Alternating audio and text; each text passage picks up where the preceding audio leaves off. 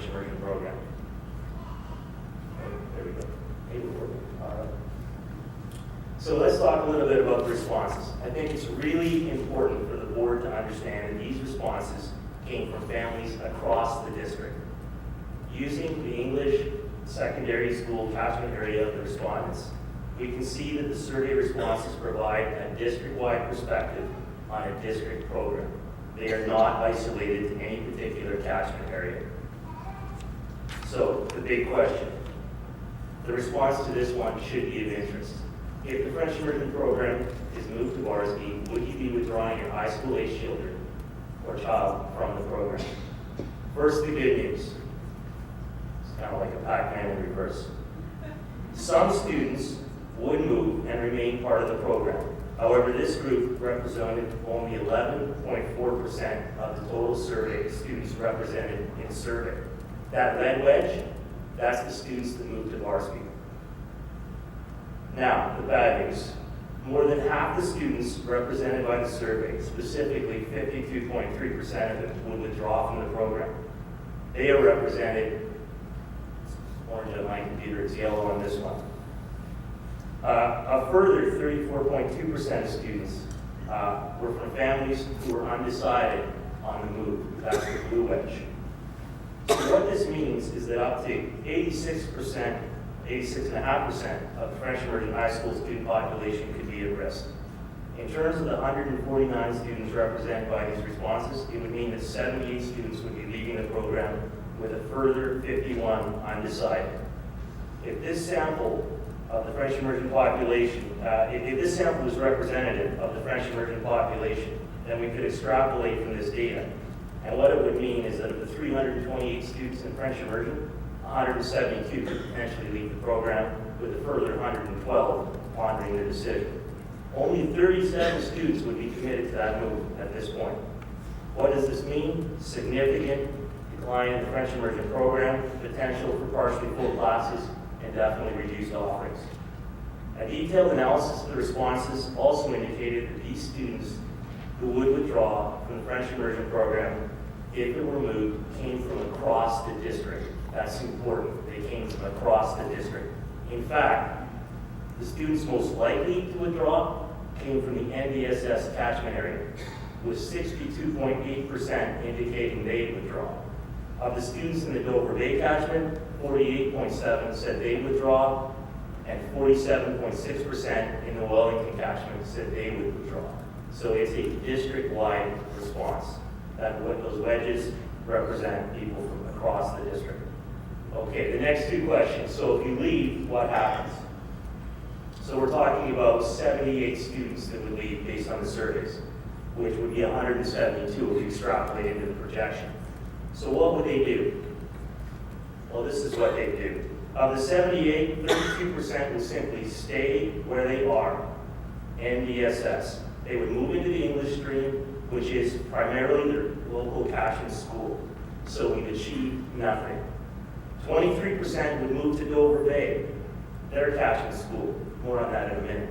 17% would move to Wellington, their catchment school.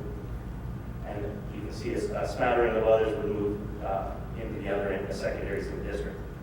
The implications for the students that would move to Dover, what are the implications for the students that would move to Dover and Wellington? These are schools that are already at overcapacity or are projected to be at overcapacity next year. So this is just going to compound a district problem that already exists. Does this help the district become financially sustainable? Another implication, which has the potential to be very significant financially to the district, is that both Dover and Wellington are the top choices for international students studying in the district. Dover currently has between 60 and 65 international students, while Wellington has 60. Given that both schools are over capacity, there's a risk that the international students currently there would be displaced by catchment area students who have the right to attend that school. The district currently receives $12,000 per international student at the secondary level. If we start displacing those students, there's somewhere between $370,000 and $825,000 at risk. Does this help the district become financially sustainable? The only clear winner here is private school. They stand to gain between 16 and 35 bright French immersion students.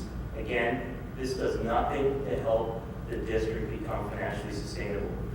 Overall, this survey demonstrates that the proposed move will result in a significant decline in the French immersion program, a major student displacement, a compounding of capacity challenges at Dover and Wellington, and the potential loss of international student tuition revenue. None of this helps the district become financially sustainable. So let's talk a little transit. We've heard from people about this already, but here let's look at what the survey data says. So one of the district's goals that's identified in the board strategic plan is to meet each student's unique needs. These needs need to include the ability for each student to get to school in a safe and reasonably timely manner. Given the district's busing policy, it's incumbent on the board to take public transit concerns into account when considering moving district programs such as French immersion. These 3 survey questions speak to that. So that's not weird. I'm not sure what happened to the presentation there, but that's supposed to say 78% on the big green wedge. VA, I'm not sure. Anyway, based on the survey results, approximately 3/4, 78% of French immersion students at NDSS rely on public transit to get to or from school. This is a huge success from an environmental perspective, and it's something I don't think we celebrate enough. However, with a high degree of reliance on public transit, it has significant implications on the lives of those students. Which will be compounded by the will be compounded by the move. At present, 57% of ND students spend more than 30 minutes commuting each way to and from school, with 27% spending more than 90. The move to Barsby would add a 3rd bus and at least 30 minutes. Students from the North End currently would be looking at spending 2.5 to 3 hours a day to get to and from school. For many of us, the 3rd bus is a bus too far. So, to conclude, there's some good news. In terms of what these students are to ND, you can see, I'm not sure what happened to the presentation, but the bottom line here is that 46% of these French immersion students are involved in 2 or more of these activities, and the fabric of ND will be seriously damaged when they move.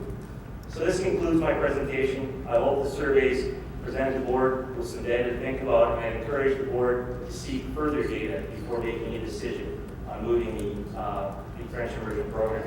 I want to thank the families that took the time to respond to the survey, and I want to thank the trustees for the opportunity to share this information with all of you. Thank you, sir.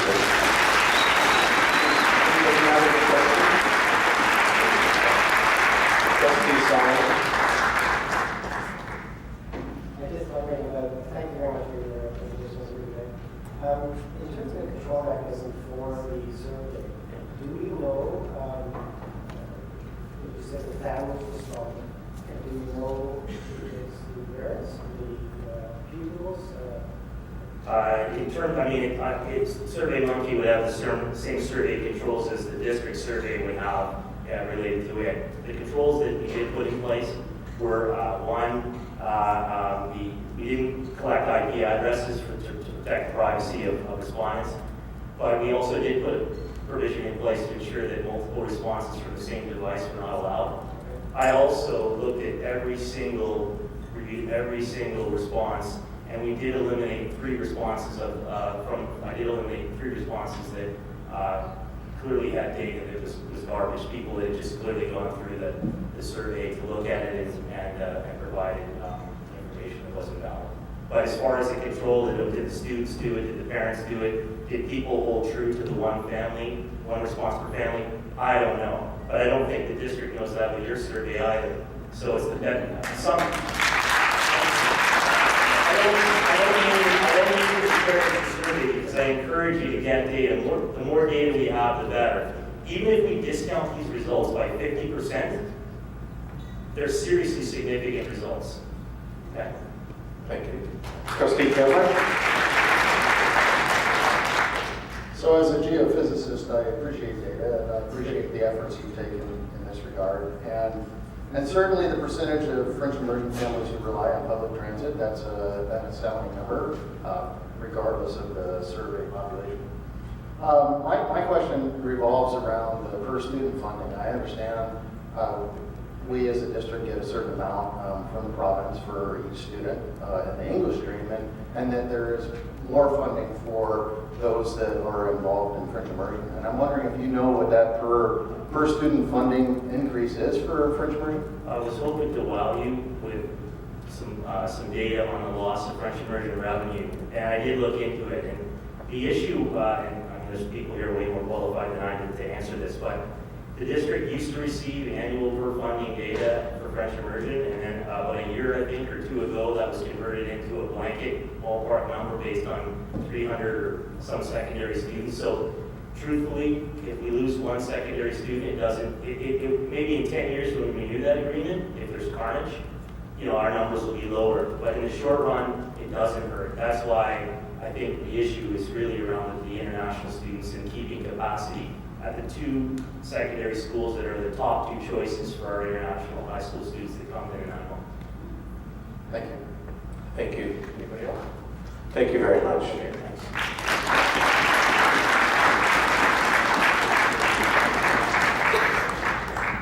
Ms. Peterson?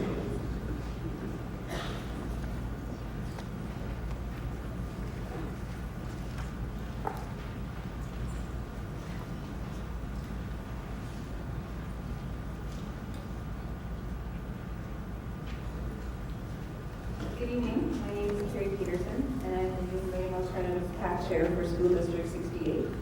This includes the Learn at Home K-7 school and the 8-12 school, which I'm representing tonight. So I just want to thank you for the opportunity to speak to you tonight about the future vision of our school.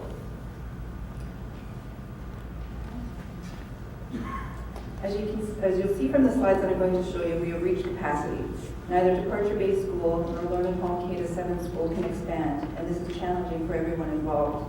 Departure Bay has had to turn students away this year, and we have lost a few families as well. This is a picture, you can see it very well there. Our secretary is hiding in that little corner over there, and we're outgrowing the bookshelves for our library. This is a slide of our hallway and cloakroom. Parents and students have no space to go while waiting for classes. Many parents are not attending classes this year because it's too congested and it's hard on the younger students and those with sensory sensitivities, anxiety, and other issues. We need more classroom space. This term we've had to cancel a class because we didn't have access to an extra classroom this year. And you can see we need a playground area for kids to play and not worry about infringing upon Departure Bay's time and rules. This is our computer area and one of the teachers' offices. We are crowded into every available space that we have, including the hallways. It is very uncomfortable for parents and students when we meet with teachers in their tiny office spaces. We are limited to what we can do and have at Departure Bay School. Our own facility would allow us to extend our reach into the community and invite guest speakers, have workshops for parents and students, professional development, fine art presentations, and other special events that we currently do not have space for. Our own facility would allow us to amalgamate with the Learn at Home K-12 school and would facilitate easier transitions for students in grade 7 and 8 and offer more support to students in grade 8 and 9. When my own daughter started Learn at Home in grade 8, we both felt completely lost as compared to the experience that we were having with my son in grade 6 at Learn at Home K-7. We need to have continuity between the two schools. Having our own facility would also allow us for flexible programming and community partnerships in which students can cross-enroll in Learn at Home and other schools or institutions and participate in a combination of distributed and in-person or special interest learning. Some examples are students right now are cross-enrolled between Learn at Home and their caption high schools. Others are doing a combination of the DL and full-time dance at Kirkland Academy or Harbour Dance Studios. We want our students to have a sense of community and belonging just like other students have with their schools. We are proud of what we do, and having a facility would allow us to showcase and promote all the program has to offer students and families in Nanaimo and beyond. Learn at Home K-7 was started in 2003 with 46 students. Today we have triple that at 130 students, comprised of 98 families. Learn at Home 8-12 started in 2006 with 73 full-time students, and now we're at over 370 full-time students. This number doesn't include the other part-time high school students or adult learners. And I believe I heard at the meeting on October 27th that a total of about 2,000 students utilize the Learn at Home schools combined. I myself have a son in grade 11, a son in grade 3, and my daughter who has graduated completed grade 8 through 10 in the Learn at Home schools. With our own facility, we'd like to explore having a fully funded blended school, utilizing a physical brick and mortar building as well as the online DL component. Many of our students travel, and the DL component of the school supports their learning wherever they may be. It would be a 50% to get full funding, an increase of approximately $1,100 per student from what we have now. We are currently a blended DL school, but students attend less than 50% as per ministry guidelines for funding. We're hoping then we can attract and hire specially trained DL teachers to help develop programs that meet our students' needs. Our students are active learners that are fully engaged in their learning in a way that best suits them.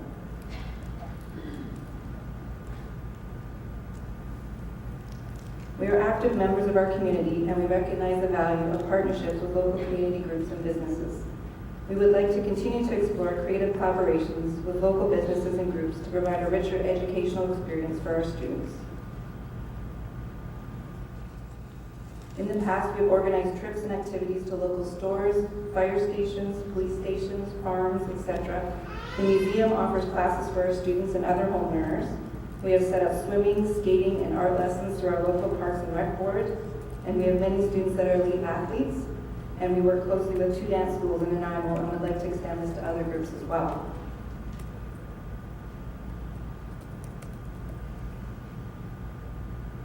The face and future of education. When I went to the bcedplan.ca website, it states that BC Education's vision for 21st century education is based on a simple vision: capable young people thriving in a rapidly changing world. It then states, to achieve this, we need an education system that better engages students in their own learning and that fosters the skills and competencies they will need to succeed. The focus for this transformation is the movement to increasingly personalized learning, which is enabled and supported by quality teaching and learning, flexibility and choice, and high standards. This is Learn at Home K-7 and 8-12 in a nutshell. We are not a marginalized, insignificant portion of the education system. Learn at Home is the face and future of education. We already meet or exceed the ministry guidelines for 21st century learning.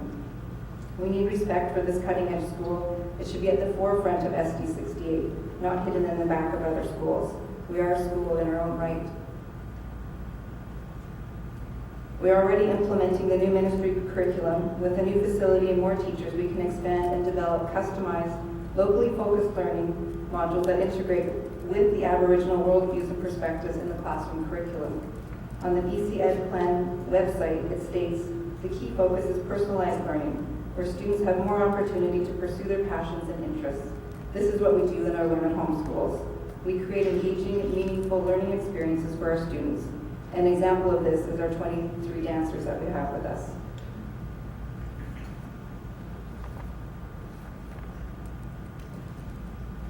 We can attract new students for our cutting-edge school and perhaps gain back the ones we have lost to other DL programs in the province due to our limited space. So in conclusion, we are requesting a healthy, safe facility for September 2016 that can support both our present Learn at Home school as well as the possibility of a 50+% fully funded brick and mortar distributed learning blended school run by Learn at Home that has a flexible program, the potential for dynamic community partnerships, and the ability to meet a variety of educational, developmental, social, and cultural needs. The BC education system is seen as a global leader. Don't miss this opportunity to be a leader in showcasing what is possible in implementing 21st century education in this province and in this country. We can be a model for other school districts looking to adopt and move forward with flexible, progressive, individualized learning that meets the needs of every child in the community. In fact, one of our families moved here from Toronto specifically because of the Learn at Home program. Sabrina Lorenz will say a few words about this. Thank you. Thank you. Hi, my name is Sabrina Renz, and I am the one, not the one, but one of the families that did move out of province for the Learn at Home program. I'm from Ontario, and when it became noticeable to me and to members of our community in Ontario in the school district that my kids were not at grade level, I began to explore options for their learning. Because I wasn't in British Columbia, the only options I had in Ontario were to homeschool my children 100% of the time with no funding, no support, no diploma, no nothing, or to have them enrolled all day, full day, every day. And in Ontario, that starts in JKs, that would be at about 3.5. I began to look at other options out of province, and when I stumbled across the wide spectrum of learning alternative options in British Columbia, I found it to be quite phenomenal. You guys have a phenomenal spectrum of learning options here, but it was the Learn at Home program in specific that drew me to British Columbia, and we relocated a year and a week ago. The reason that the Learn at Home program works for us is because my kids get a personalized education plan. They get support from a teacher. They follow the BC curriculum. They have friends. They do these numerous activities that Carrie mentioned. And for them, it's a phenomenal way to have a personalized, inclusive environment, regardless of what grade level or capability they are. And I am not the only one who's moved here from out of province, and there are more of us coming. And from another province perspective, we strongly see this as the future of education, as a way to address all student needs, not just those who might fit into a grade level package. Thank you. Thank you. Thank you very much for your presentation. Does anybody have a question? Trustee Rowe? That was a great presentation. And you're quoting the 50% and above. Have you surveyed, just as PAC leader, surveyed your community and gotten numbers who would agree to that 50% and more? Not as of yet. This was just within our own group, like with the K-7s. We currently run, I don't know if you know, like we're 3 times a year, we run 6 weeks of classes 3 times a year, and the kids go 2 mornings a week. And that's to keep it for under the 50% for the funding, but we like to, the parents are kind of unanimous on the fact that they like to increase that. So that was just, if we have our own facility, we'd like to explore that option. And have you had discussions with the school district at this point about that? No.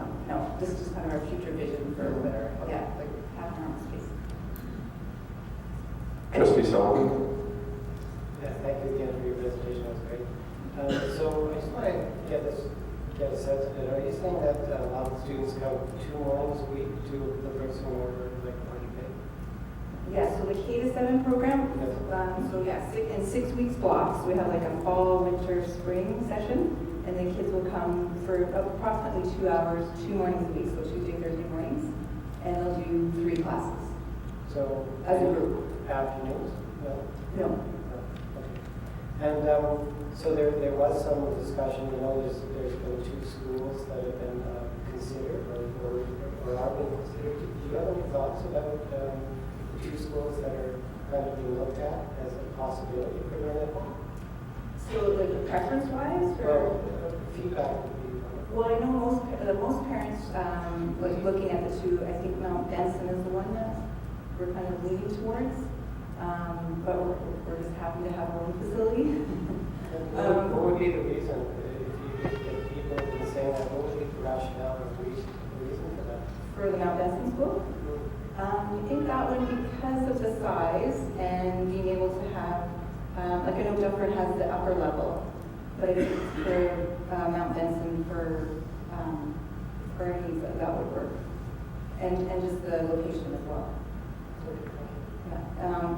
Just to add to that story, because I think the Wellington School, like if the high school kids wanted to cross enroll, they'd have the option, and I think Mount Benson is closer to the Wellington School that they could do that. That was an option. Thank you very much. Thank you. Varsity School Pact.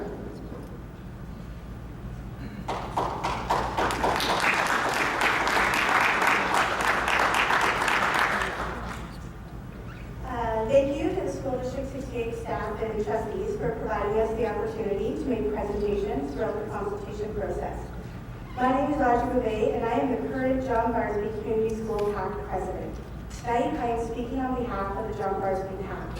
We would like to start by sharing that the John Varsby PAC does not support further school closures.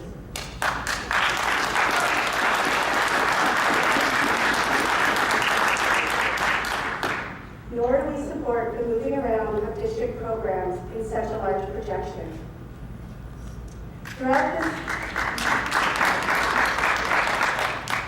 Throughout this process, there has been a lot of conversation about what John Varsby is and is not as a school. And most of what I've heard is anecdotal information that is not accurate and it is misguided. As the PAC, we stand in solidarity with the families fighting to keep their schools open and district programs in their current schools. We do this because no one knows your school, your needs, and your students better than you.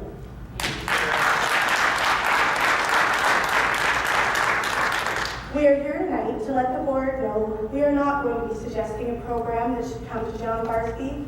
Parents and students of the district programs have their own voice, and many of them shared this with you throughout the consultation process. We appreciate sustainability is the goal of all schools, inclusive of ours, and we hope that the board can entertain many of the suggestions I have heard here tonight to create a district-wide sustainability goal with the least amount of disruption to the students as possible. We think it is easy to get lost in the jargon. Close this school, move this program, but I encourage us all to remember we're talking about our little people and tomorrow's future. And this is so much more than bricks and mortar as demonstrated here tonight. With that, we would like to, I hope, Elsie, this words. So, as already stated, the John Varsby Community School PAC does not support school closures. We understand we have limited options now, so how do we move forward in a positive manner? Well, as PAC, we remove the myths and share what Varsby is. We are academics. Throughout this process, I've heard that we may have limited academics that are provided by our school, and as you can see, this is a quick snapshot of some of the academics that we offer. We are electives. We have amazing electives at John Varsby. I don't know if we have sound. We're about to find out.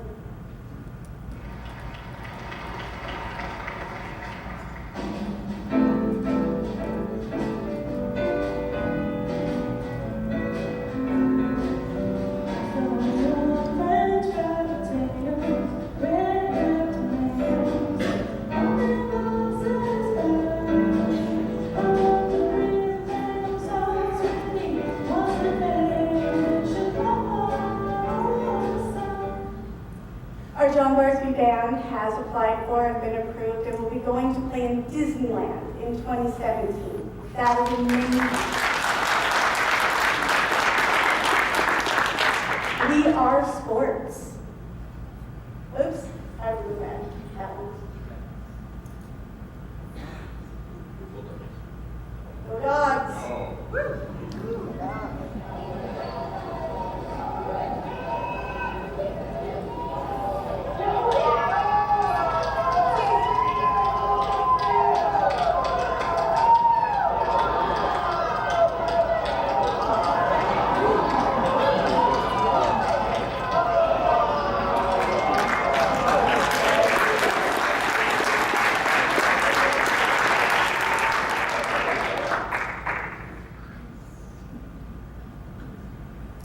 We are community. As you can see up there are amazing community things going on in our school. And for those of you that don't know, we have a wellness center. This is amazing. This is open and operational to the students of John Varsby. We have nurses there Monday through Friday, and on Wednesdays they can see a doctor. This was done in consultation with John Barsby student representatives that were taken to Vancouver to speak at the Force conferences over there to discuss how do we support mental health? What does that look like? What do our youth need from us? This is not a school that's lacking in academics. This is not a school that's lacking in sports. This is not a school that's lacking in the arts. There was a lot of misguided information that was out there. We appreciate tonight's opportunity to share with everybody exactly what we are and that we do stand and support all of you so that we can hope to keep our schools open and that the board can look at these issues and concerns that we're being faced with right now, maybe in a different way. That's what we would like. Thank you.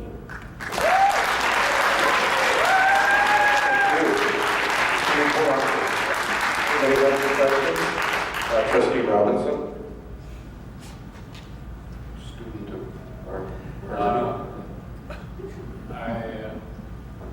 don't want to ask a question. I was going to do some promotion of John Barsby in my home, and this probably isn't the place for it. Thank you. We appreciate the notion. Few people who, within 6 months of graduating, school, or a city councilor who was recently elected as a federal MP, and another within a year and a half who became a city councilor, and a girl last year who got a Governor General's award of, I think, more than $100,000. Academics Yes. do go to Barsby and succeed. Thank you.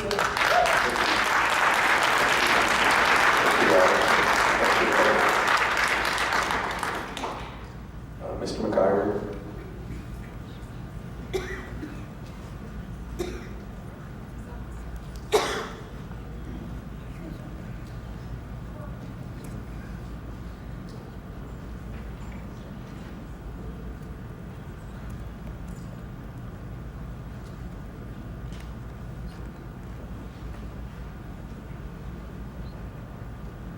Chairman Ray, trustees, superintendent Blaine, district staff, guests, and friends. Thank you for letting me speak to you today about your consultation process. And for those of you who don't know, I'm Carl McIver. I'm a parent of former NDS students who graduated in 2010 and 11. I'm a longtime advocate for district issues and outcomes that affect NDSS, and I support public education. Our BEAR projection is reliable. Reality check. First, a little history. Nanaimo is the second oldest city in British Columbia. In 1891, it was reported as the province's fourth largest city, boasting a population of 4,595. Unlike other communities in the province, women accounted for a large portion of home and business ownership.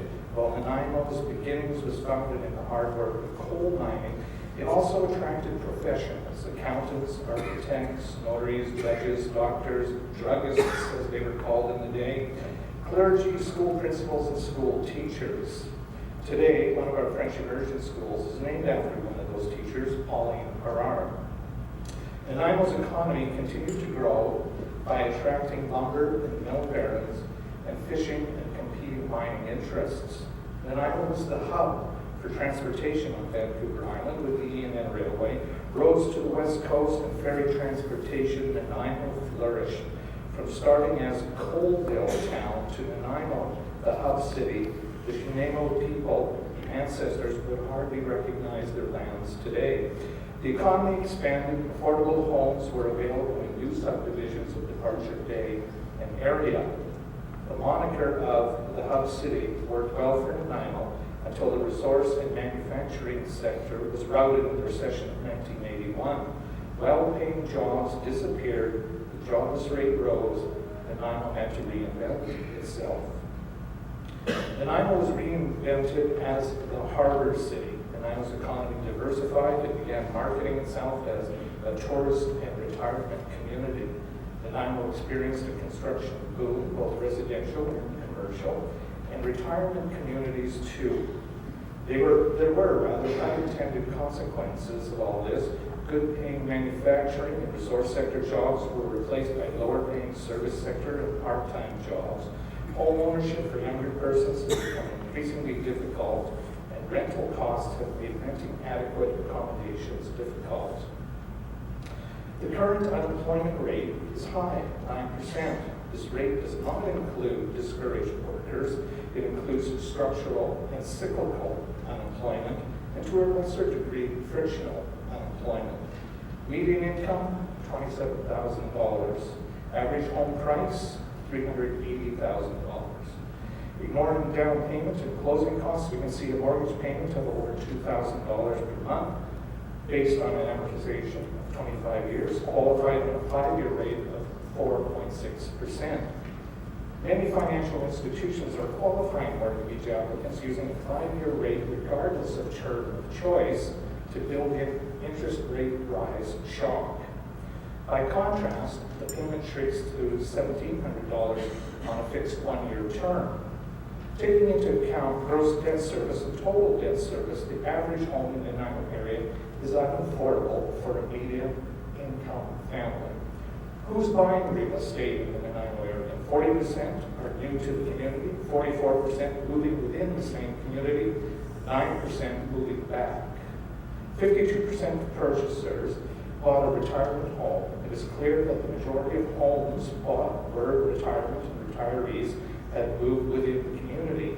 New subdivisions will attract similar buyers within the area, moving up or moving down.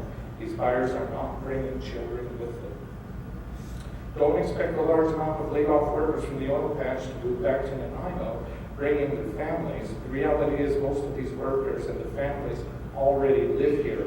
They commute via Nanaimo Airport to Calgary, Edmonton, Fort McMurray. What you can expect is more retirees moving here. Fortunately, school closings and consolidations and excess capacity issues will have to be dealt with beyond what Beauregard projections indicate. The local economy needs to create meaningful work at meaningful wages, and families with children will come. Vital signs feedback. Our economy is not attracting, developing family living jobs. People are leaving in droves for higher paying jobs in other provinces. Too many children are living in poverty. It's clear young people are being educated here, but they leave for jobs, they leave for opportunity. And talk of facilities renewal, 2006 onward, your voice becoming sustainable, facilities plan update as the motivating factor has been money. Money for the classroom, money for facilities, money for administration, money for a do-over because special interest groups don't like this or that plan. While the merits of these plans is undetermined, there is a constant factor of declining enrollment, which is inextricably linked to funding. There is only one payer, the provincial government. I don't think that anyone here believes that the government will start handing out cash to school districts anytime soon. Out of necessity and the financial sustainability, my view is that the district needs to become more entrepreneurial. Why not consider social enterprise to raise revenue? There are a few examples locally. The Nanaimo Hospital Foundation employs the Lifeline program. It owns and operates and profits from 2 locations of cold brewed coffee. The Nanaimo Literacy operates a bookstore. There appears to be nothing in the school act that would prevent the district from operating a social enterprise. The potential revenue from social enterprise for the district is large, given the right business at the right time. From its humble beginnings, NDSS has made an important contribution to the social and economic fabric of our city. NDSS graduates have made a mark for generations. Alums include Trustee Jamie Raymond, Vaughn Palmer, Vancouver Sun Political Affairs reporter. CBC's Reach for the Top was broadcast from NDSS. In 2012, NDSS Islanders won the provincial football championship for Tier 2. NDSS does have a proud, rich, and varied history. This video is from NDSS groundbreaking construction beginning in 1951. NDSS is home to the program French Immersion for 27 years.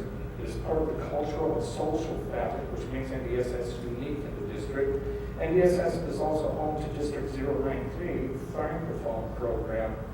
NDSS has superior transit access compared to other schools. A high proportion of French immersion students participate in extracurricular activities like swimming with the Nanaimo Riptides and at the NAC, and skating at the NIC, and playing on other sport fields.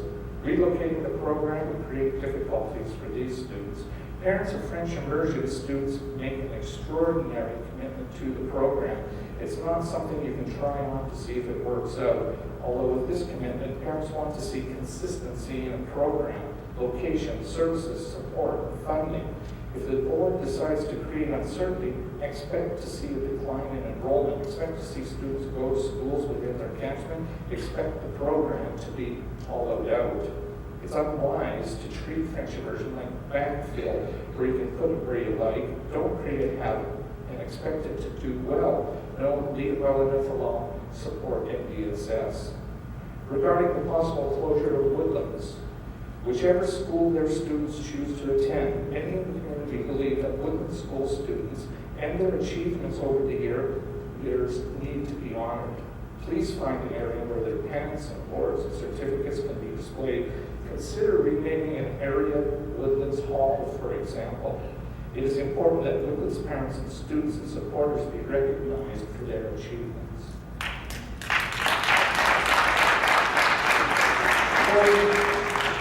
Going against the provincial trend of school closures, students in Cedar will soon have their old high school back. But at what cost to the district and the taxpayers? Of the 202 students expected to return, nowhere is there data on what grades they're in. Will classrooms go empty while 20 or more students of various grades be brought together for teaching? There appears to be no detailed information on the cost to convert and reconvert to open the school. Will there be overruns? Since the school is built on wetlands, is it slowly sinking? Does the foundation need remediation? During deconstruction, were roof supports removed? Will the roof withstand its load? No details can be found regarding these possible issues. If true, the reconstruction costs will be high. Stop busing to and from Ladysmith High and Charlie Barsby forces parents and students to make yet more decisions on their educational future. This board advocated for busing to these schools for the convenience and continuity of Cedar students and to lift the financial burden for parents who bore the cost of transportation themselves. Now it appears the board will download transportation costs to those parents who choose to let their students attend LHS or John Barsby.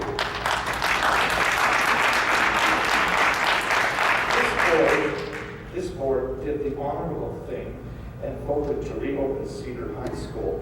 Now we must do the morally right thing by voting to rescind the motion to reopen Cedar High. I'm not saying that it should stay closed. I am saying that the reopening of Cedar High affects the entire district. It's only fair to include Cedar High in the conversation and to be part of the decisions of the rest of the district has to make.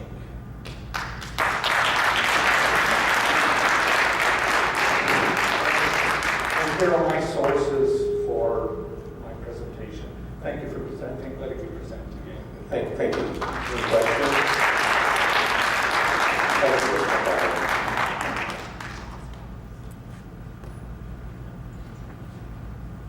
Ms. Broad?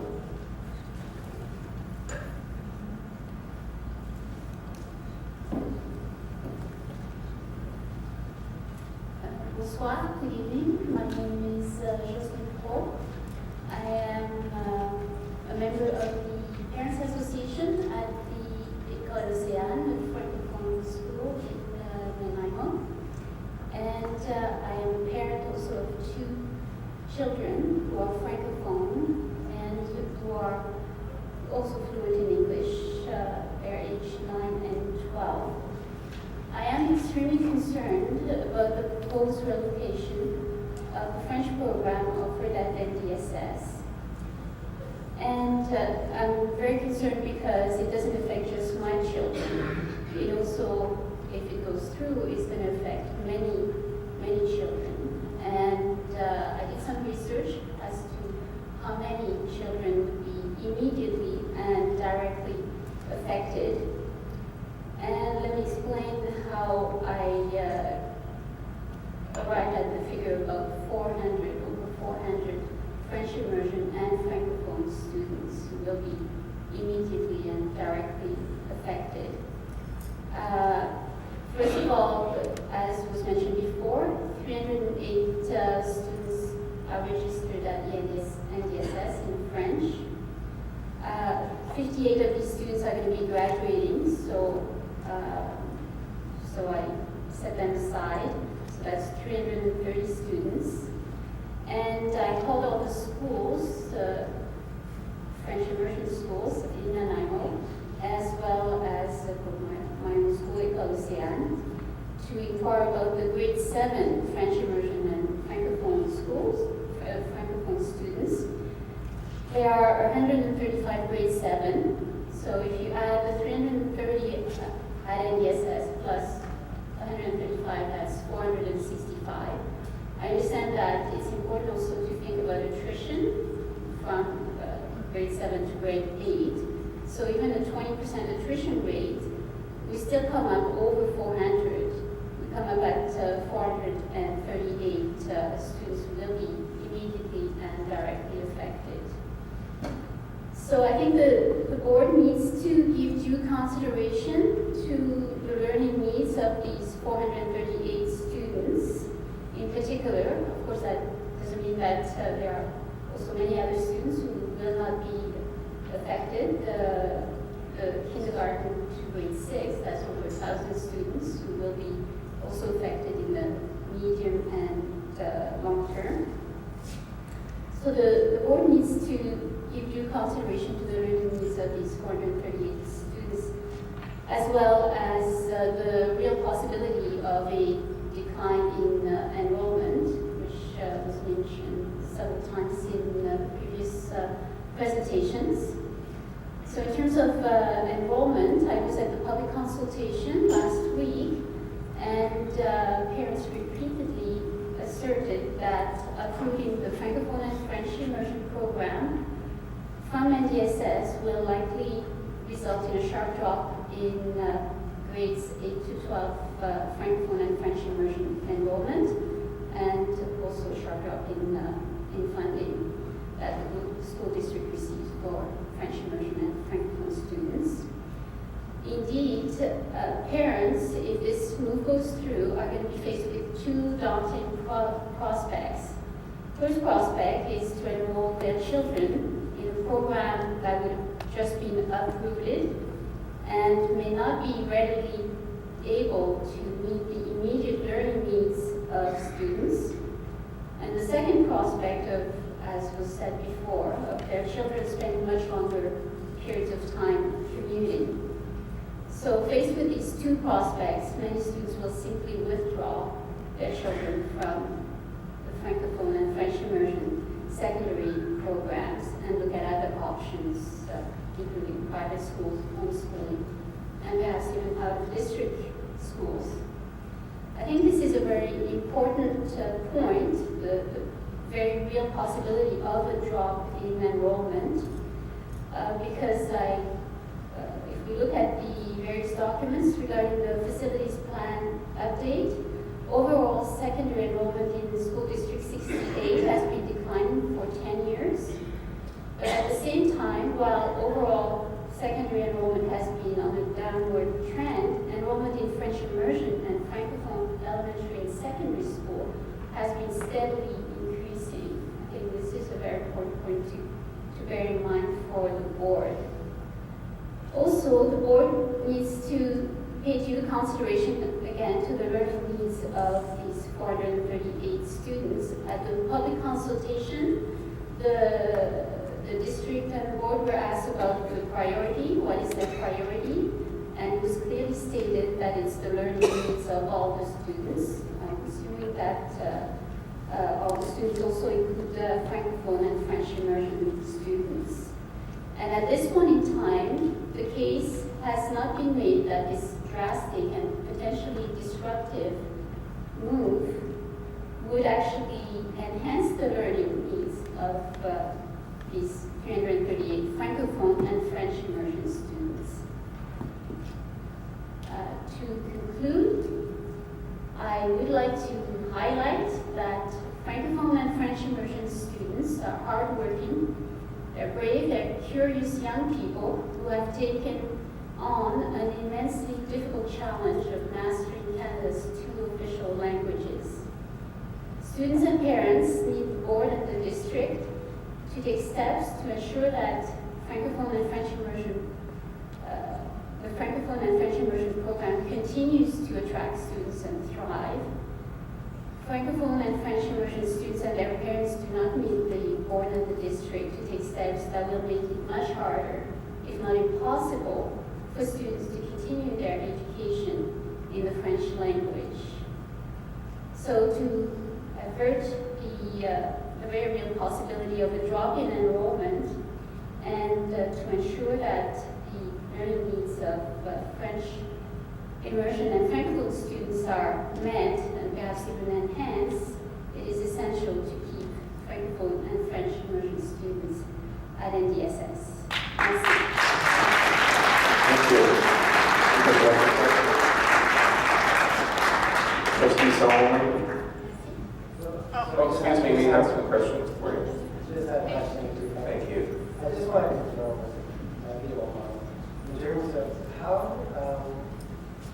the concerns that you have about the learning needs of your community, of Francophones, Jeff, can you put your microphone down, please? sorry. What is the main concern to you if the program moves to not come to you as is being considered? What is the main concern that the learning needs will not be met at this school? Because the program, which many presenters have pointed out, as it is right now, is well established at NDSS, works well, functions well. Yes. And uprooting a program like this, relocating in a new environment, there's going to be a major adjustment period, and this would affect the perhaps the quality of education that Francophone and French immersion students will receive, because it will be disruptive. And you did mention that you were concerned that it may not have the opportunity or the time to be reestablished at a different school to be receptive to the group. Sorry? You did mention that there may not be ample time for the program to be reestablished at the new school. Is that a concern of yours? Well, this is also, we're talking about September 2016. This is not much time, it seems to me, especially when you're looking again at over 400 students who are likely to be affected. I want to stress also that at the École Océane, there are many parents who are very concerned. We started a petition. In one day, we collected 68 signatures, and this is a school that has 104 students. Can I ask you, have many of the parents that you are dealing with have been to or visited John Barsby School? No, not yet. Okay, thank you. Thank you. Thank you. Mr. Butterworth?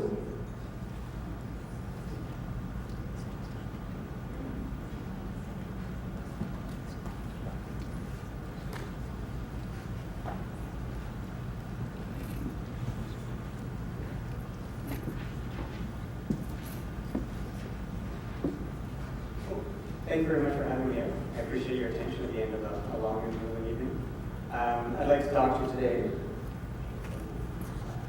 just to quickly go over in the next 10 minutes some of the things I'd like to talk about.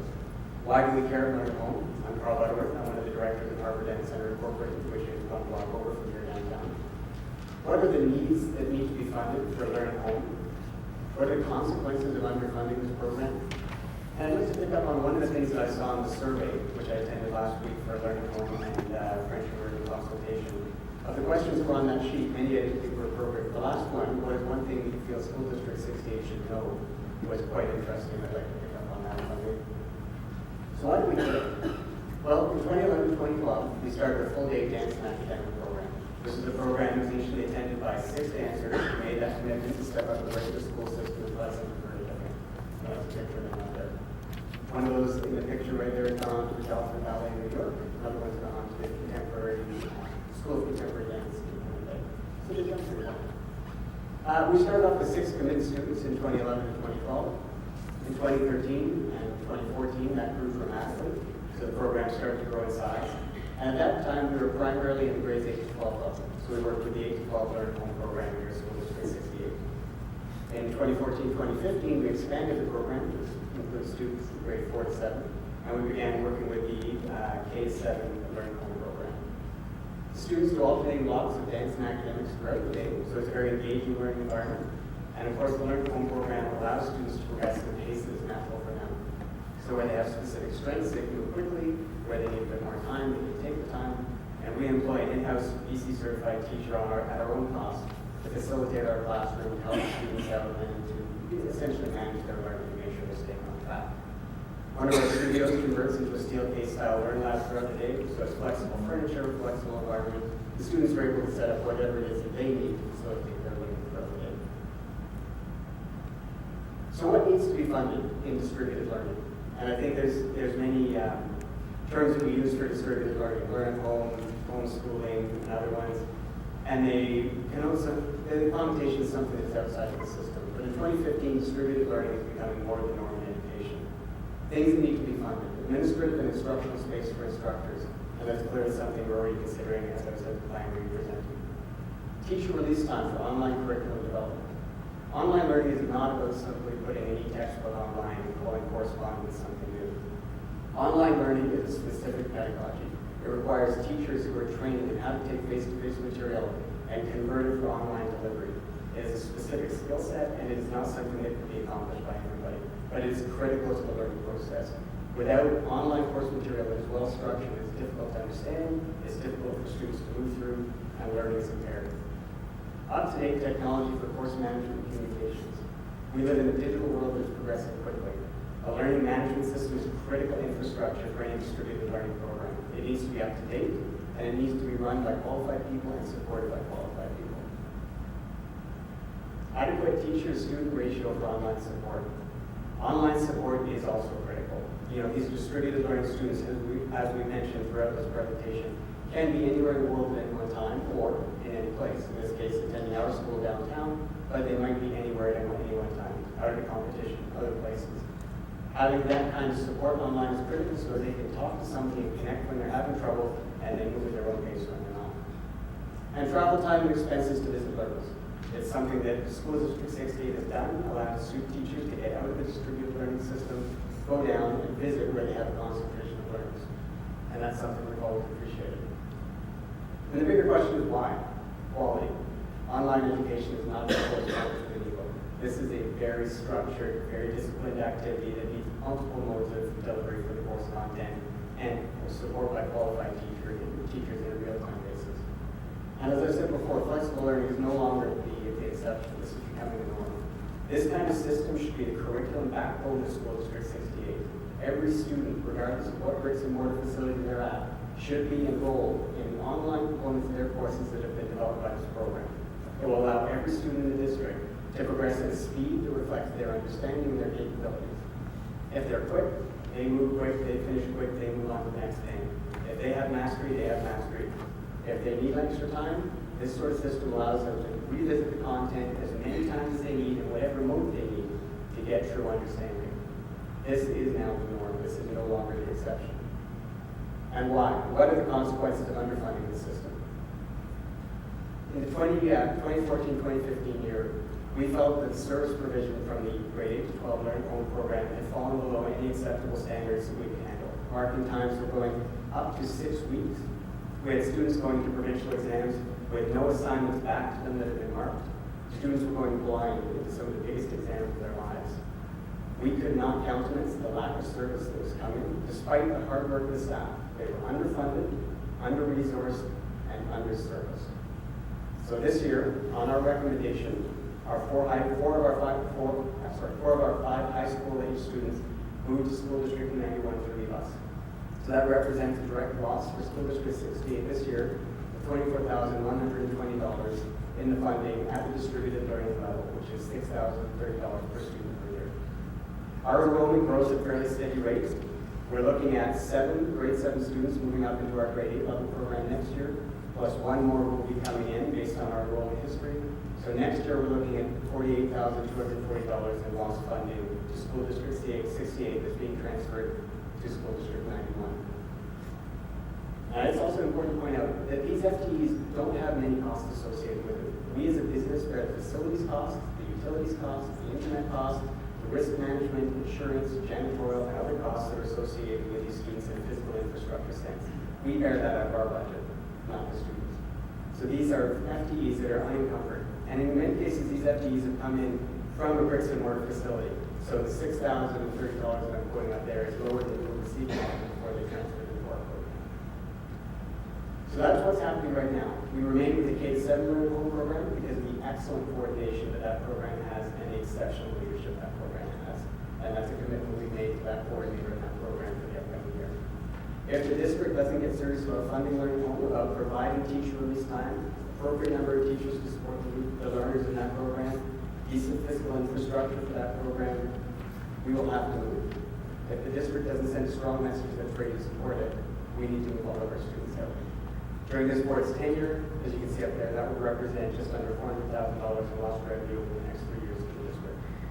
I hadn't thought that was a huge number, but given what I've heard about the savings for physical facilities savings, that does seem to be a considerable number. So these are the real and direct consequences of underfunding Learn at Home. If it's just the high school students, $241,000 by the end of your tenure. If it's everybody, $400,000. So what is the one thing I think School District 68 needs to know in 2015? You are becoming optional. I don't have to use you. Our learners don't have to use you. We chose to use you because we wanted to use our local school district. We believe in the infrastructure that you have. And we would like to come back, but we're going to need to see something. We need quality. We are about success. We are in a highly engaging and highly motivated learning environment.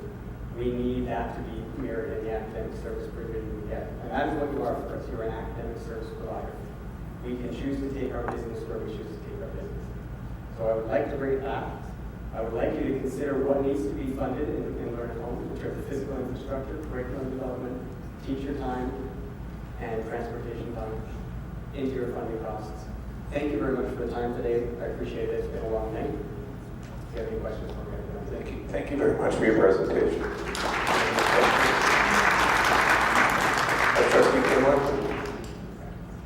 So I think you've done a very good job elucidating the potential loss and the need for funding. But one of the things that I didn't hear from you was what sort of funding is required? Like, do you have a dollar amount associated? Have you worked out any sort of per FTE funding level that you're... No, that's really the ladies and gentlemen, the other table in terms of the superintendent and rundown. There are many examples out there. If you look at School District 91, they have a solid e-learning program that's been running since 1993. They have adequate teacher support, and they have excellent online instructional material, and they produce curriculum for many other schools around the province.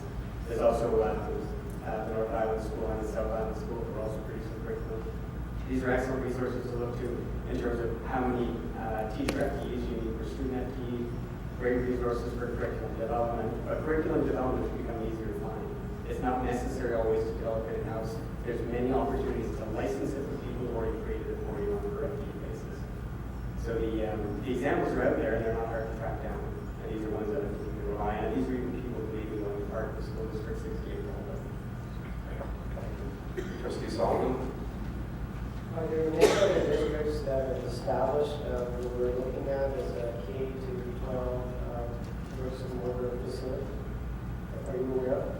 Sorry, Are there other districts? Are you aware of other districts that have established we are considering in terms of bricks and mortar? School District 91 is organized in that manner, so they have the full thing within one facility as far as I understand. We've used them now. We've had students with them for the last 4 years, and they've had great results. But we have stuff with School District 68 for the majority of the students who will be but it's my understanding they have about 44 teachers on staff all day, any day, who are there specifically to assist students over the phone or by web conferencing at one time.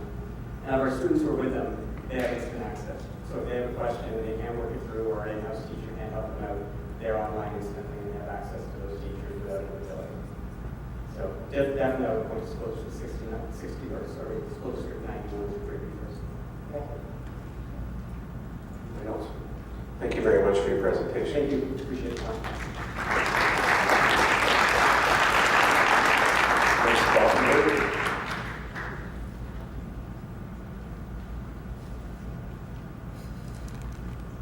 Good evening.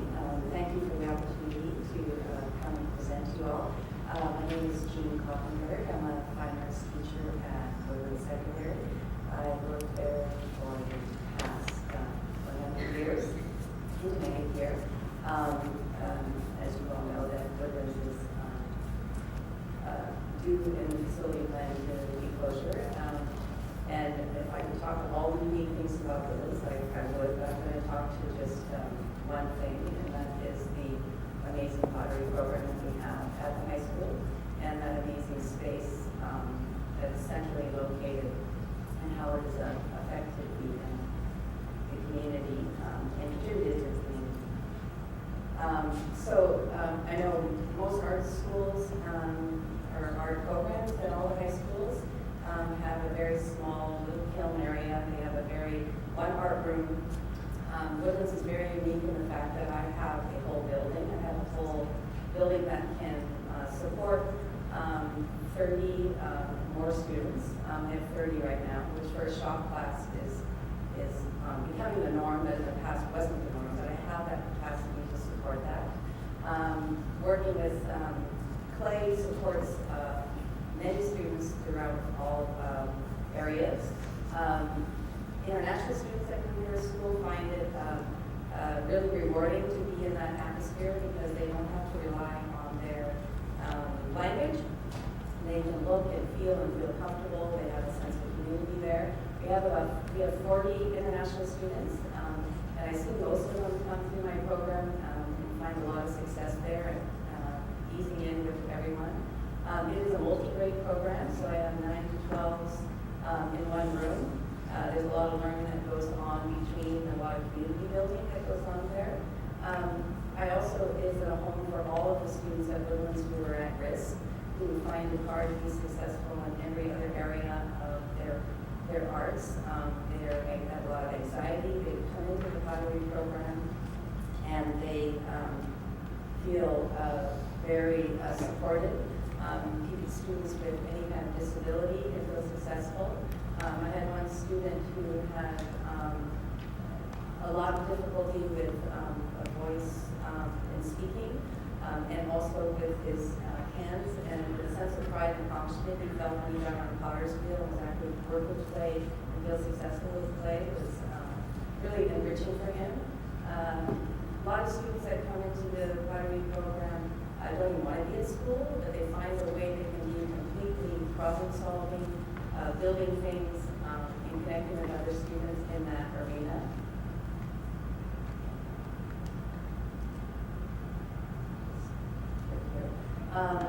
So it's a successful program in the fact that they have the space to do this. I have 2 kilns. I can support, like I say, all students through 9 to 12.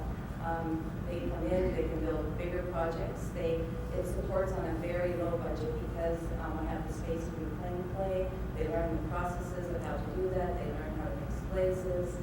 They learn how to sustain a whole pottery program with very little funding because we don't throw anything out. We plan it, we reuse it.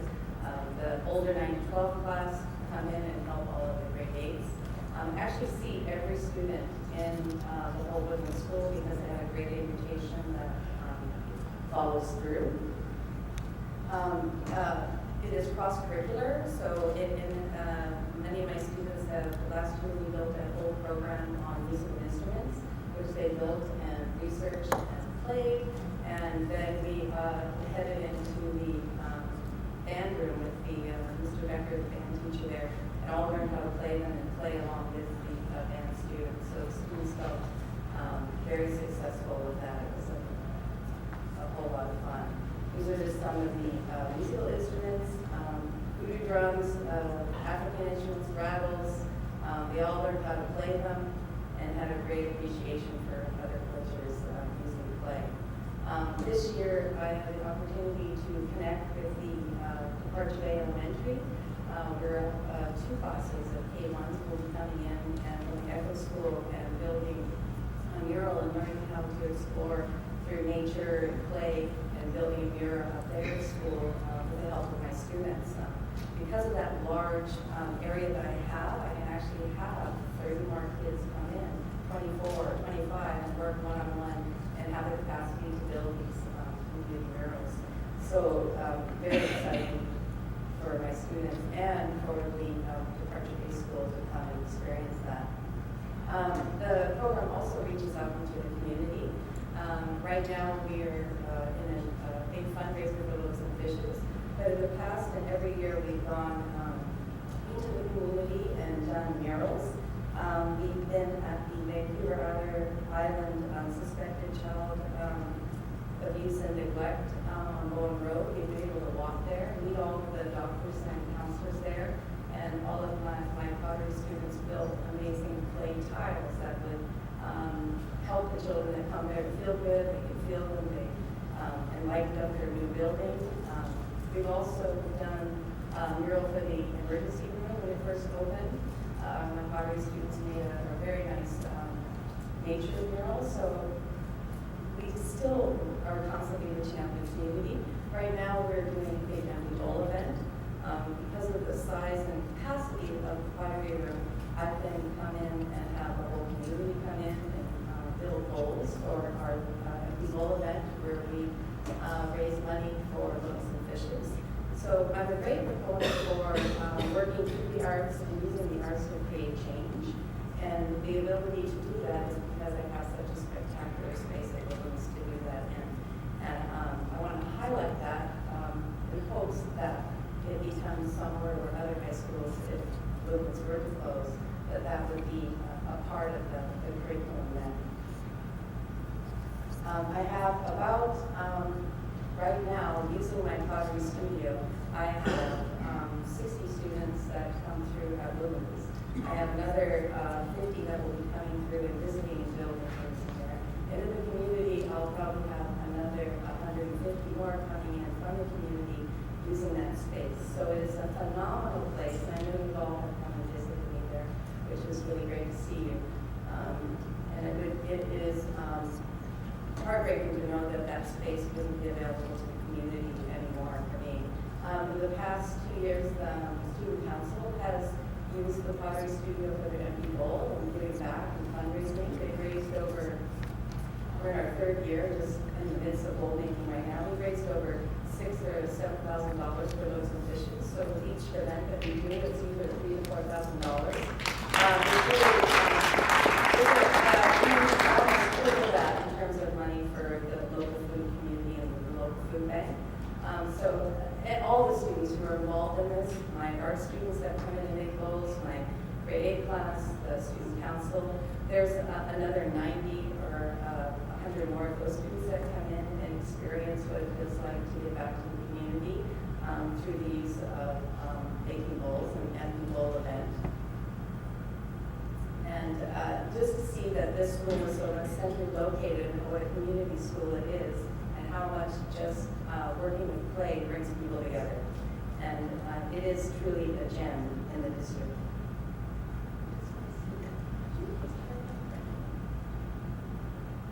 I'm just going to end the presentation with just amazing people who have come in, and all of those people, and just sort of a little video that will play to show you what goes on in the studio, and give you a little bit of idea of the amazing space that's there. Over 8 years, it's been built up to full capacity and full use all year round, and making a really big impact on the community and people who have come. I'm always, every year I'm approached by someone in the community who would love the kids to work with clay, build a mural for them, and bring them in even through other schools in the district. So I want to thank you for your time tonight, and know that the arts and the fine arts are something to be, are a powerful thing that affects people. And like I say, this is the only, very unique to the district. I don't know of any other school who has the facility that is at Woodlands and the capacity have so many people in the community and do so much for them. So thank you all for your time. Thank you very much for your presentation. Any questions? Trustee Simon has a question. Yes. And thank you very much. And yes, we have had a chance to visit, and it's a unique program, and you're a huge part of it, so thank you. So I guess I'm going to ask you, because you know some of the other schools that we have in town, and there is the possibility that Woodlands may close, and this program has existed there. Do you have any ideas for the district in terms of if Woodlands was to close, where this program could be relocated? I won't know where, like right now, my facility, it used to be an auto shop, so I have a complete big building in the out back of Woodlands there, which has capacity for 2 kilns and easily fits 30 students and wedging tables and the whole program is such a, yeah, I really don't know. I haven't like visited every single high school to see if there would be a spot for that. I'm not putting you on the spot, but I Yeah. figured it was allowed. No, I mean, I could do it in the next couple of weeks. That's how strongly I feel about it. I'll get back to you. Perhaps you should. Perhaps you should. Because I do think it's a very valuable thing. And as I say, I know I've been to ND art rooms. TOC did many of the art rooms before I became a full-time teacher and got the position at Woodlands. And I know what their capacity is for working with clay. It's a hidden back room with a little kiln on the corner. You have to use the same bar table, the same clay. You have certainly costly because you cannot do all the things that I can do in the facility as far as buying in bulk, storing, making my own glazes, reclaiming clay. Very tough to do in a little tiny space of an art room in high school. So I will look into that. Great, thank you. Thank you very much. Thank you very much. Ms. Robertson?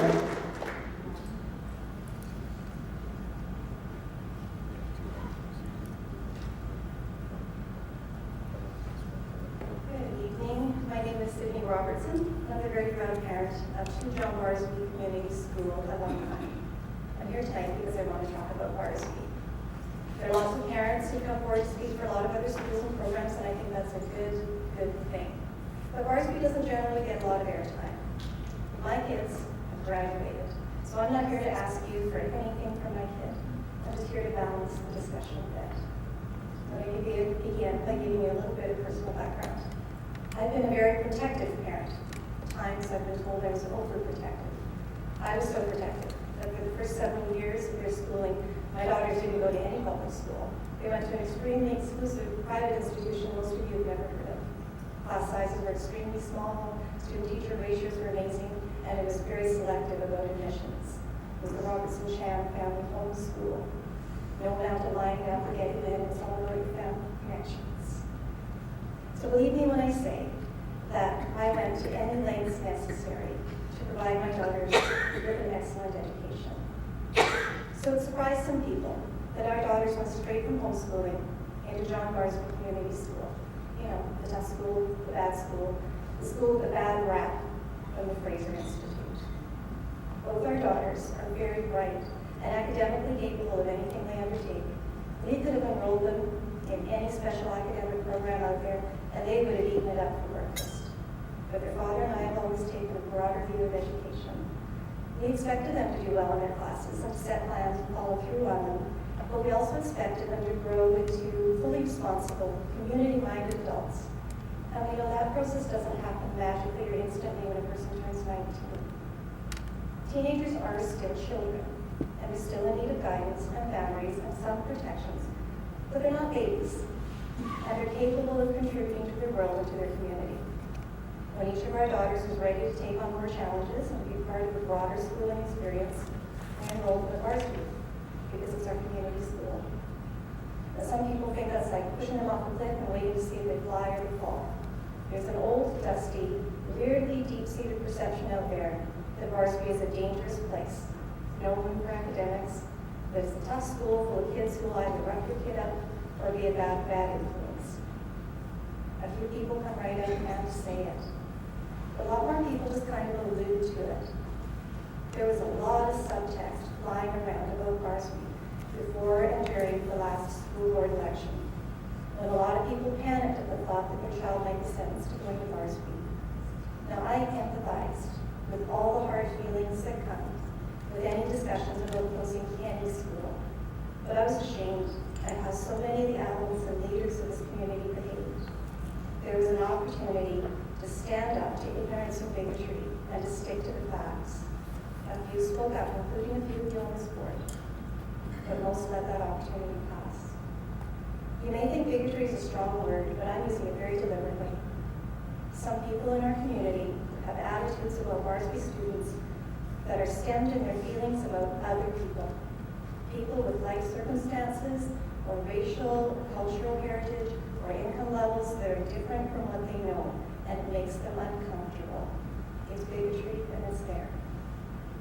One of my daughters told me that she and her friends were so hurt and indignant about some of the comments they read in the newspapers and online commentaries that they started talking about organizing a letter campaign in response.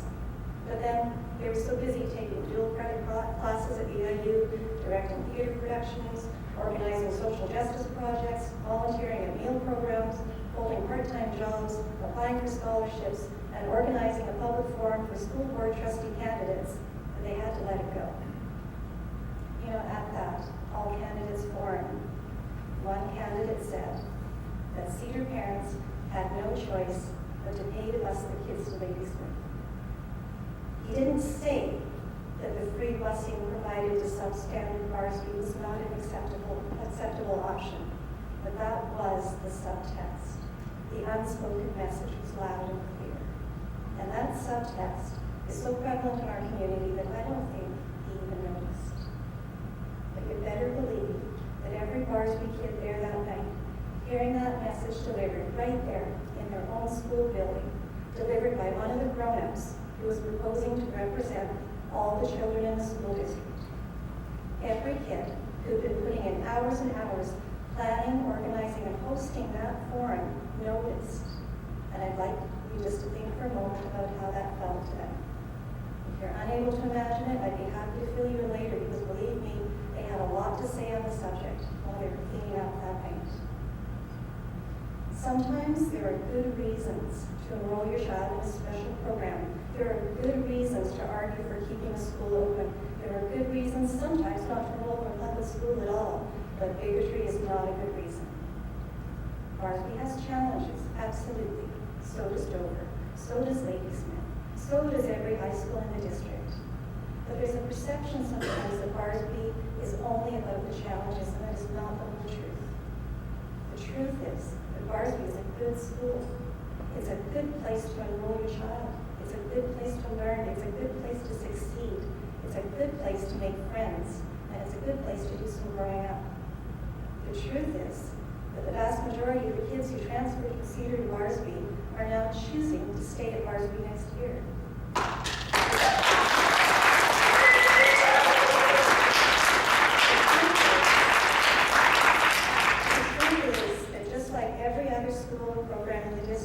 Varsity has lots of academic kids, lots of creative kids, lots of dedicated kids.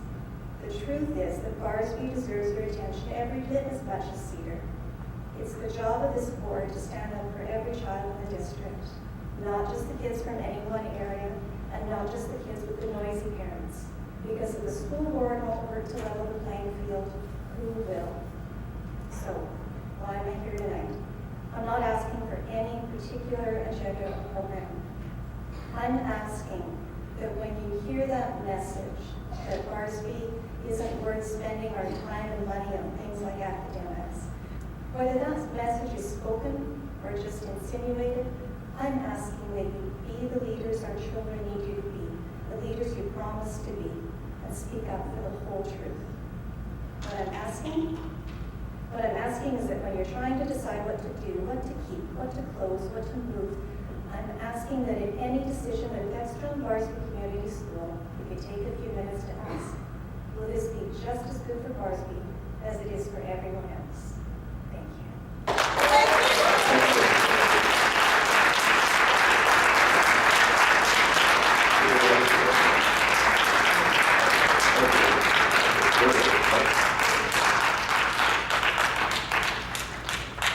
Mr. Chan.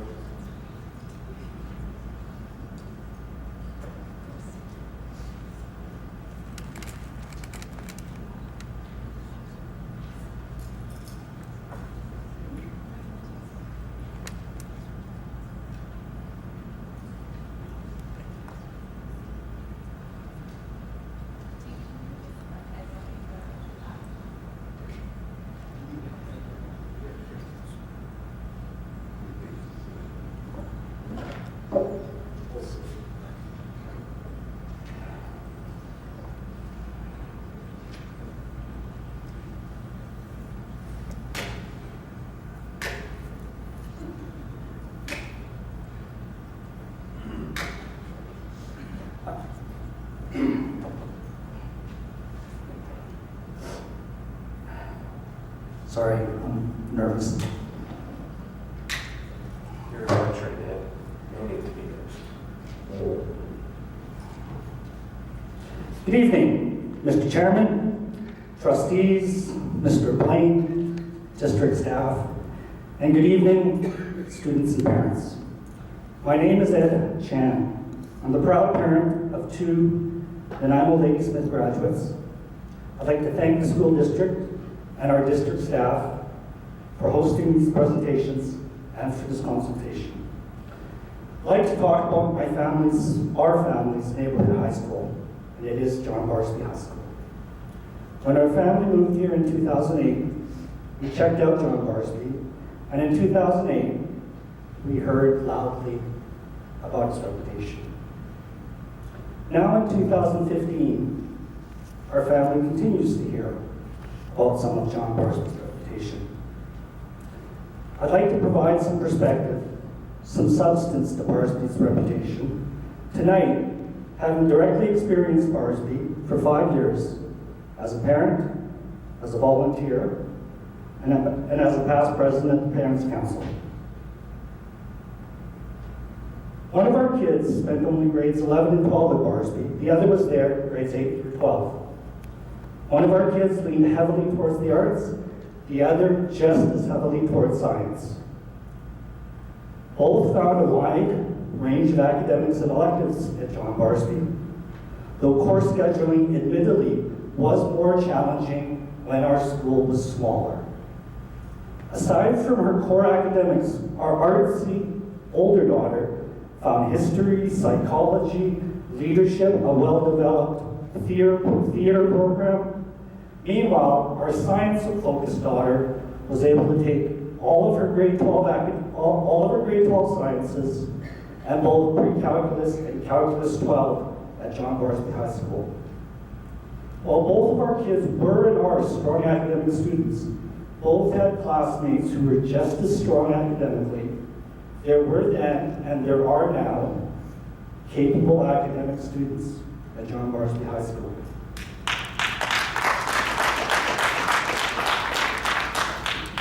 Both of our kids found easy access to the dual credit program at VIU. One took 3 VIU courses, managed 15 to 20 minute walk to the campus, and she was able to score 2 A pluses and an A in her first university courses, while maintaining her A average at Barsby.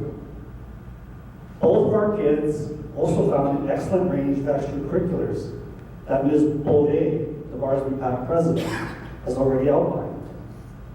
But perhaps most importantly, our kids found a great circle of friends. Friends that my wife and I are happy to welcome into our home, and that we feel are blessings to our kids and to our family. Today, Barsby students are thriving. They're living positively, volunteering within the school community and our larger community. They're trying their best in their respective areas of study. As Ms. Robertson said, our school has challenges, just as each other school in the district does. I asked 3 recent graduates if they knew what other alumni were up to. Off the tops of their heads, they listed 8 graduates taking or having completed science degrees, 2 taking graduate science degrees, 4 pursuing arts degrees, with 1 aspiring to law school, and another who is finishing his history degree on a student exchange in England. The 3 graduates I queried are each planning to pursue graduate work. Other Barsby grads are taking trade apprenticeships, working full-time or part-time, paying taxes, contributing to our community or others. As Trustee Robinson mentioned, 2 Barsby graduates have been elected to City Council, and 1 is a current member of Parliament in our newly elected federal government.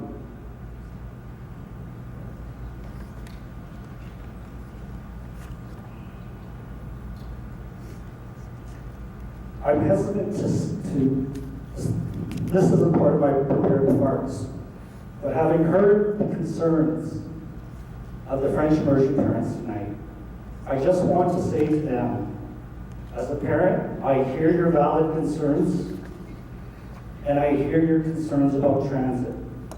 And I would hope if our district decides to bring French immersion to Barsby, that the district works with the RDN to find workable and manageable transit solutions for the French immersion students.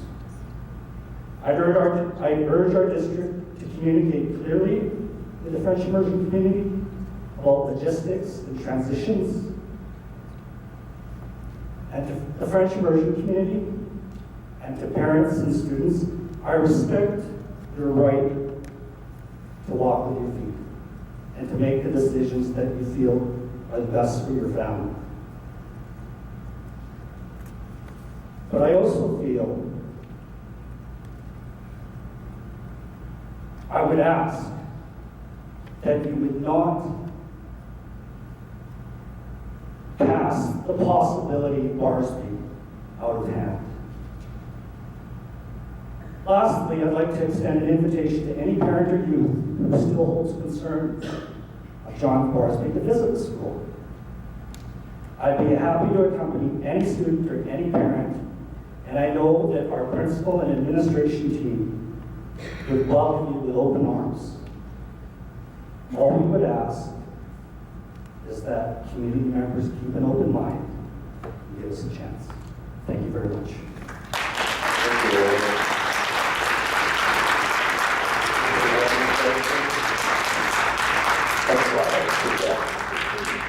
Hold on, Trustee Solomon. So it's just a really quick one. You've been a tremendous advocate for John Barsby for a long period of time, and I really want to thank you for that and for your presentation tonight and for the previous presentation. And I just want to confirm with you that my understanding is that people at John Barsby have been extremely receptive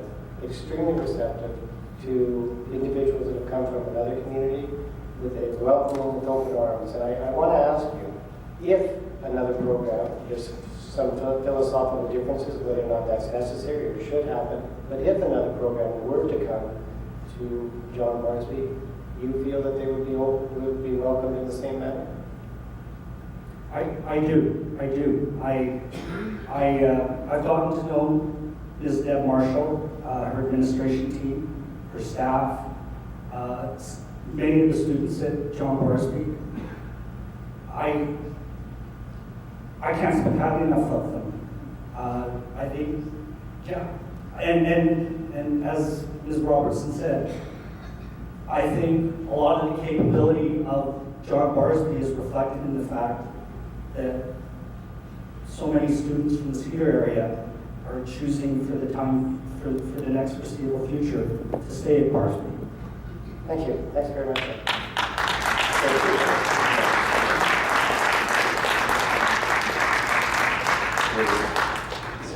Said. Thank you. Sorry if I mispronounced your name.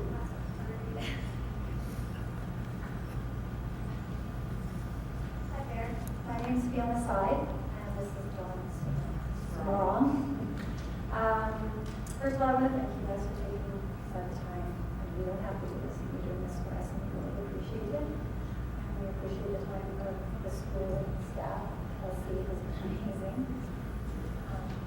We're here to represent the families in Cinnabar Valley who wish to stay at John Barsby School.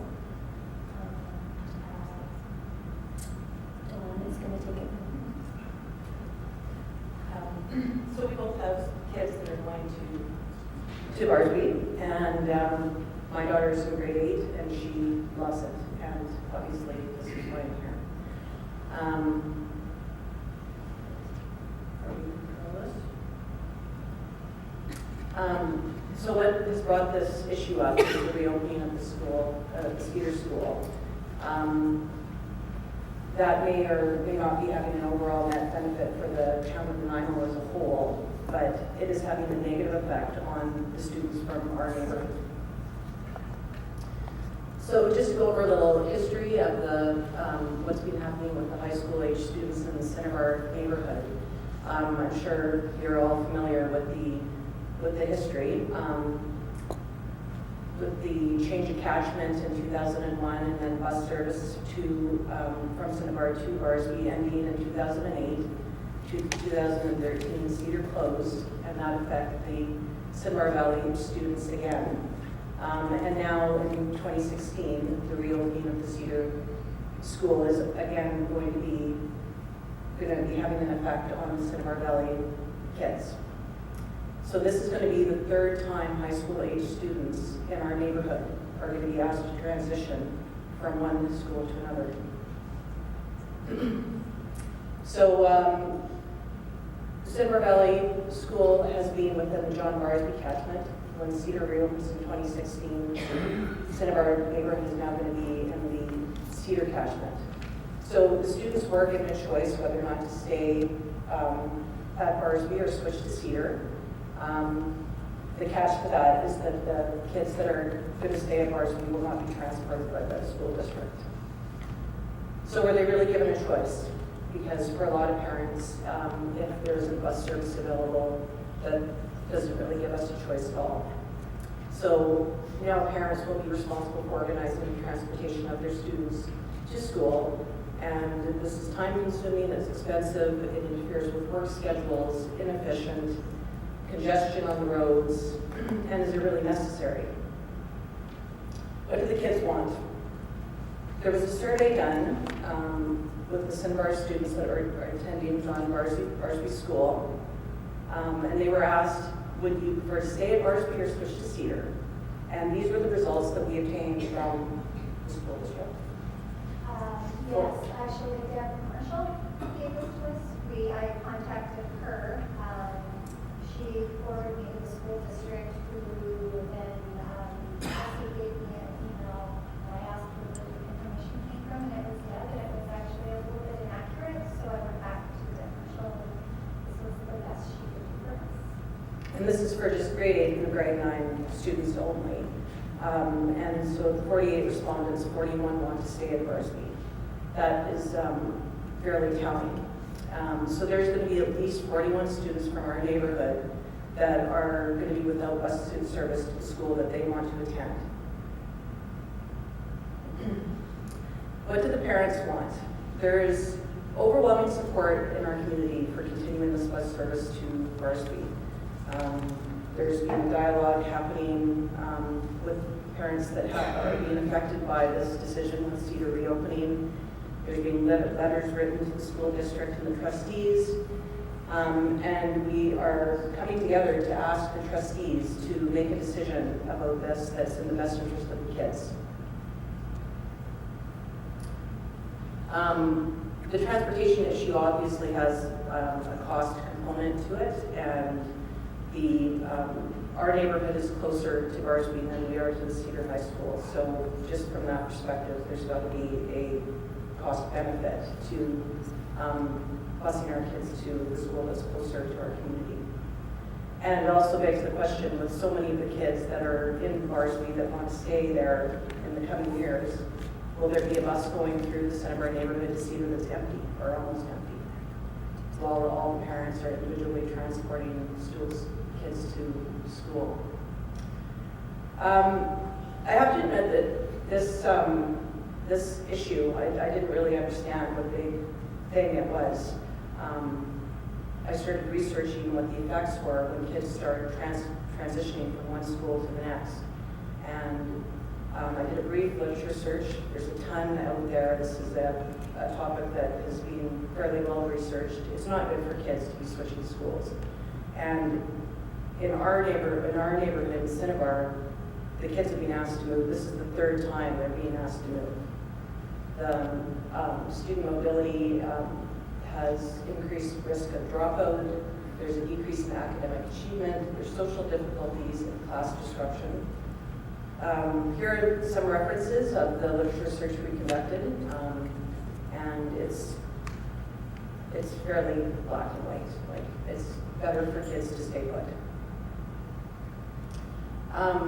So Anthony Wicks, this is a quote from Anthony in one of our Facebook conversations we were having about this issue. And I think it's really powerful. So Anthony's oldest son was affected by 2 of the moves that happened. They live in Cinnabar, and his oldest son, his class was split, fractured, not once but twice. And to go into your kid's graduation and only recognizing a handful of kids there, that's really powerful. That's not what we want for our kids. So what we're asking is that the school board make a decision to basically grandfather the kids that are currently going to Barsby and give them the opportunity to go there, have transportation offered to them, and minimize the effects that budgetary and political decisions have on our kids.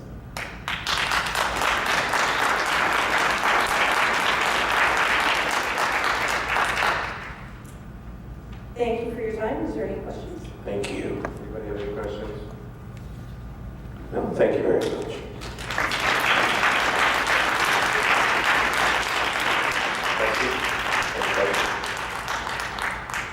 Anybody like to move to adjourn the meeting? First off, before we do that, I'd like to thank everybody for sticking in here. I see a lot of faces that have been here 2 nights in a row. Thank you for your passion. Thank you for your commitment to your children and being their biggest advocates. We have learned a lot over the last 48 hours, and I sincerely, on behalf of the board, appreciate that everything that everybody has had to say tonight and last night. So thank you very much. Please move to adjourn. Thank you. All in favor? Opposed? Opposed, Trustee Rose.